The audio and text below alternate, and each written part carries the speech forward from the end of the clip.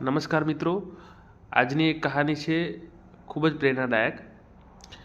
એક વ્યક્તિ હતો, એને બે દીકરીઓ હતી। એક દીકરીને તેણે ખેડૂતના ત્યાં પરણાવી અને એક દીકરીને તેને ત્યાં કુંભારના ત્યાં પરણાવી।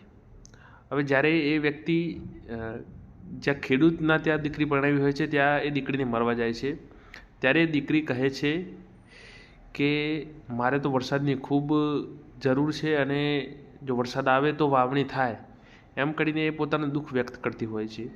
અને જ્યારે બીજી દીકરી એટલે કે કુંભારના ત્યાં જે દીકરીને પરણાવી હોય છે ત્યાં મરવા જાય છે, ત્યારે એ દીકરી એમ કહેતી હોય છે કે મારે તો ઈંટોનો ભઠ્ઠો લગાવેલો છે, જો વરસાદ ના આવે તો સારું, મારી ઈંટો ખૂબ જ પાકી જાય। મિત્રો, એક જ સ્થિતિમાં એક જ એમ કે બે વ્યક્તિ છે, બંને માણસ છે અને બંને પોતપોતાના સ્વાર્થથી પોતપોતાની રીતે અલગ અલગ રીતે વિચારતા હોય છે। આમ એકને વરસાદની પ્રવૃત્તિની જરૂર છે અને એકને વરસાદની નિવૃત્તિની જરૂર છે। આમ પ્રવૃત્તિ અને નિવૃત્તિ જો તમે એકને સ્વીકારશો, ખાલી પ્રવૃત્તિ સ્વીકારશો તો પણ નુકસાનકારક છે અને ખાલી નિવૃત્તિ સ્વીકારશો તો પણ નુકસાનકારક છે। માટે જીવનમાં પ્રવૃત્તિ અને નિવૃત્તિ બંને જરૂરી છે અને બંનેની સંતુલન જરૂરી છે।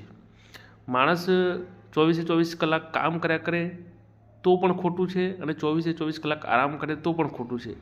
એને 24 કલાકમાંથી અમુક કલાક કામ પણ કરવું જોઈએ અને અમુક કલાક જીવનમાં પણ સમય પસાર કરવો જોઈએ। Thank you.